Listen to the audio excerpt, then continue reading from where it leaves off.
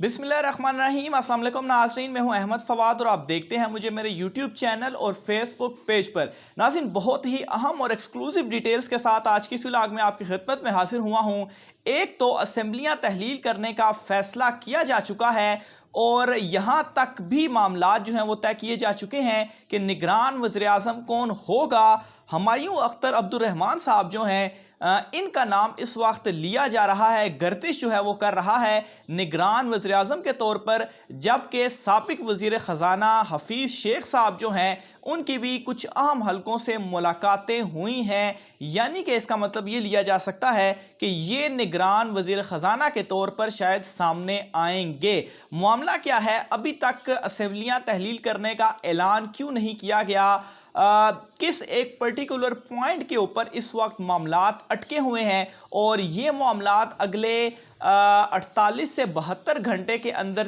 तय किए जाएंगे। इस हवाले से कुछ एक्सक्लूसिव डिटेल्स हैं जो आज की इस व्लॉग में मैं आपके सामने रखने जा रहा हूं। तो मामला नाज़रीन कुछ इस तरीके से है कि इमरान खान साहब ने 20 तारीख को ऐलान करना है लॉन्ग मार्च का, और इस वक्त हुकूमत इतनी घबरा चुकी है कि वो खुद कह रही है कि हम अब हुकूमत नहीं करना चाहते, और ये दबाव है इमरान खान साहब का जिसकी वजह से वो एक तो तमाम तर उनको नाकामियाँ हुई हैं और वो ये चाहते हैं कि इमरान खान साहब का लॉन्ग मार्च आने से पहले पहले तमाम तर जो मामलात हैं वो हमारे कंधे से हटा दिए जाएं और असेंबलियों को जो है वो तहलील कर दिया जाए। क्योंकि नाजरीन वो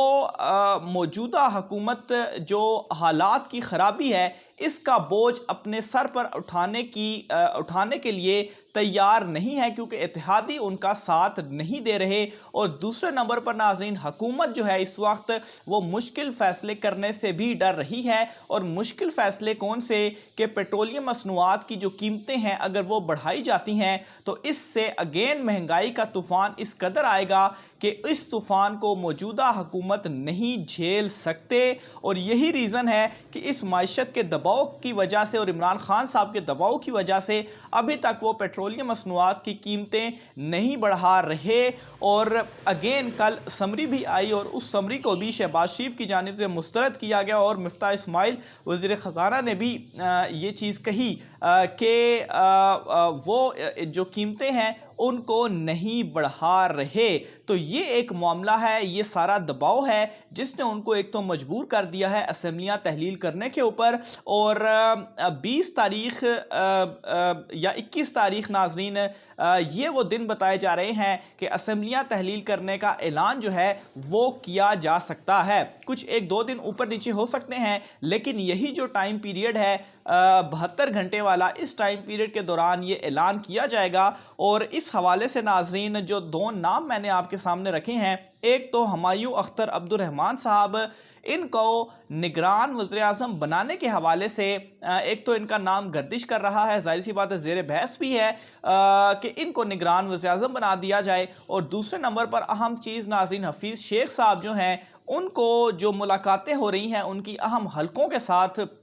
जाहिर सी बात है इस वक्त उनकी अहम हलकों से जो मुलाकातें हैं वो किस लिए हो रही हैं कि जाहिर सी बात है जब निगरान हुकूमत आएगी तो तब कुछ ना कुछ पेट्रोलियम मसनूआत और तमाम तर चीज़ों में करना पड़ेगा, तो वो हफीज़ शेख साहब के ज़रिए हो सकता है वो किया जाए। लेकिन नाज़रीन मामला इस वक्त रुका कहाँ हुआ है, अटका कहाँ हुआ है और क्यों ये 2-4 दिन जो हैं वो लिए जा रहे हैं इस वक्त के फ़ैसला जो है वो कोई ना कोई किया जाए। इसकी रीज़न ये है कि असेंबलियाँ तहलील करने के ऊपर तो इस वक्त आ चुके हुए हैं, लेकिन नाज़रीन मसला ये है कि जो निगरान हुकूमत बनाई जाएगी वो कितने अरसे के लिए बनाई जाएगी। इसमें एक तजवीज़ तो ये भी थी और इमरान खान साहब से रब्ता भी किया गया कि 6 महीने की टेक्नोक्रेट निगरान हुकूमत बनाई जाए और नवंबर की तैनाती के बाद इलेक्शंस जो हैं वो करा दिए जाएं। लेकिन इमरान खान साहब इस मामले के ऊपर भी नहीं मान रहे और दूसरी तरफ शहबाज हुकूमत जो है वो भी अब हुकूमत को छोड़ना चाहती है। तो इस वक्त ये जो डिसीजन है वो किया जाएगा कि निगरान हुकूमत कितने अरसे के लिए होगी और कब नए इंतखाबात की जो तारीख इमरान खान साहब ने कही है किस तारीख को नए इंतखाबात करवाए जाएंगे। और ख़ास तौर पर नाज़रीन एक और वजह जिस वजह से नून लीग जो है वो अब हुकूमत से हटना भी चाहती है वो ये है कि जो नवंबर की तैनाती है वो उसे किसी तरीके से मुतनाज़ नहीं बनाना चाहते और वो ये चाहते हैं कि फ्रेश मैंडेट के साथ आया जाए और फिर उसके बाद ये तैनाती की जाए, क्योंकि अगर वो अभी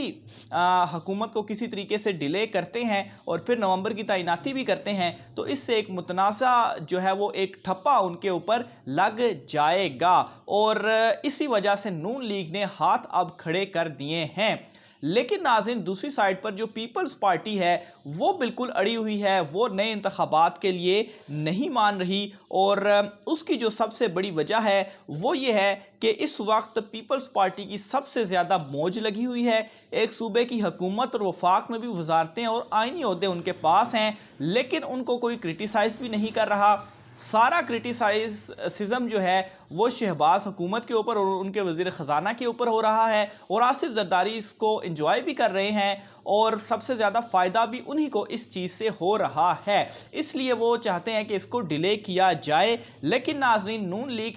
में एक ये भी सोच मौजूद है कि अगर इस वक्त इलेक्शन की तरफ जाया जाता है तो यकीनन इमरान खान साहब की पॉपुलैरिटी तो ज़्यादा है, लेकिन नाज़रीन एस्टेब्लिशमेंट किसी तरीके से उनको जो है वो सपोर्ट करेगी। तो ये सारी जो चीज़ें हैं, जो अपडेट्स हैं, ये इस वक्त चल रही हैं कि क्या किया जाएगा, कब किया जाएगा और क्यों जो है वो किया जाएगा। दूसरी साइड पर नाज़रीन, इमरान खान साहब जो हैं उन्होंने ना सिर्फ नंबर ब्लॉक किए हैं बल्कि उन्होंने अब अपना नंबर भी तब्दील कर दिया है, क्योंकि बहुत सारे नाज़रीन ये भी सवाल कर रहे थे अगर उन्होंने कुछ नंबर ब्लॉक कर दिए हैं तो उन्हें नंबर चेंज कर भी तो रब्ता किया जा सकता है। तो मेरे ख्याल से उनसे नंबर चेंज करके भी रब्ते की कोशिश की गई, जिसकी वजह से उन्होंने अब अपना जो नंबर है वो भी तब्दील कर दिया है। और दो अहम रहनुमा हैं पाकिस्तान तहरीक इंसाफ के, जिनमें परवेज़ खट्टक के शाह महमूद कुरैशी साहब का नाम लिया जाता है, वो राब्ते में तो हैं लेकिन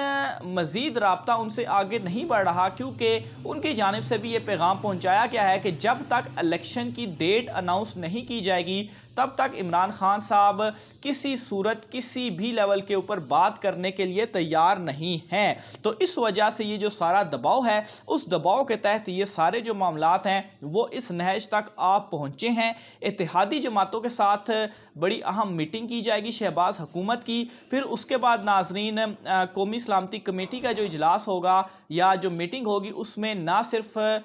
तमाम अफवाज के सरबराहान बल्कि मुख्तलिफ इदारों और अदलिया के जो सरबराहान हैं उनके साथ भी एक मीटिंग की जाएगी और ये तमाम तर जो सूरत हाल है, जो मौजूदा सूरत हाल है, इस हवाले से चूँकि इस वक्त डिफ़ॉल्ट होने का भी ख़तरा है, दिवालिया होने का भी ख़तरा है अगर हालात इसी तरह से चलते रहते हैं। तो सिर्फ जो कुछ दिन 2-3 दिनों का जो एक वक्त लिया जा रहा है वो सिर्फ इन फैसलों के ऊपर लिया जाना है। असम्बलियाँ तहलील होने का फ़ैसला हो चुका है, नून लीग इस हवाले से रेडी है और ये चीज़ें तय होने के बाद वो असम्बलियाँ जो है वो तहलील करेंगे और इमरान खान साहब से भी राब्ते तेज़ हुए हैं, लेकिन इलेक्शन की डेट के बाद